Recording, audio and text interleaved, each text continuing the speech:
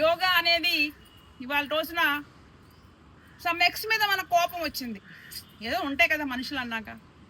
ఆ కక్ష ఆ కోపం వస్తే వాళ్ళు ఎంత దూరంలో ఉన్నా ముందు వాడి పని తేల్చాలి, వాళ్ళు ఎవరని తేల్చాలి, అయిపోవాలి, ఈ నిమిషానికి అయిపోవాలి అనే ఒక ఆవేశాన్ని మిగతా ఏమీ కంట్రోల్ చేయలేవు, ఒక యోగా మాత్రమే.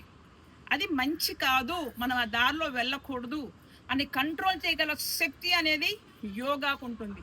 కలికాల ధర్మానుసారం అంతా కూడా చెడే ఉంటుంది. ఎందుకంటే దేవుడి యొక్క స్కెచ్ ఏంటి అంటే మనతోనే పాపాలు చేయించి ఈ యొక్క సృష్టిని కంట్రోల్ అండ్ క్లోజ్ చేయాలనేటటువంటి తాపత్రయంతో ఆయన ఉన్నారు. మనం ఏం చేయాలి అంటే కలియుగంలో కూడా సత్యయుగంలో లాగా మన తాతలు ముత్తాతలు అందరూ కూడా ఎంతో కాలం నుంచి ఆ కాలం నుంచి ఇక్కడ వరకు మనం ఇక్కడ వరకు వచ్చాం కాబట్టి మనలో ఆ రక్తం అనేది ఉంటుంది. కాబట్టి మనం యోగా లాంటి ఒక ఔషధము, ఒక ఆయుధముతో, ఒక బ్రహ్మాయుధం, ఒక వజ్రాయుధంతో మనకు వచ్చినటువంటి బాధల్ని, శత్రువుల్ని అదమాయించుకుంటూ ముందుకు వెళ్ళడానికి యోగా అనేది ఒక మంచి వేదిక.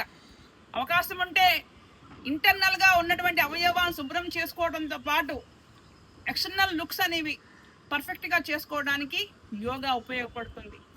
చాలా ఇవాళ రోజున యోగా గురించి ఎంత చెప్పినా కూడా తక్కువే అనిపిస్తుంది నాకు. ఎందుకంటే యాజ్ ప్రాక్టికల్గా నేను చేసి ఉన్నాను. నా యొక్క గుణాన్ని కూడా ప్రతి ఒక్కరికి స్ప్రెడ్ చేయాలనే ఉద్దేశంతో నేను యోగా చెప్పడం జరుగుతుంది. కాబట్టి ప్రతి ఒక్కళ్ళు యోగాని లైఫ్లో ఒక భాగం చేసుకోవాలని మనస్ఫూర్తిగా కోరుకుంటున్నాను. జై గురు.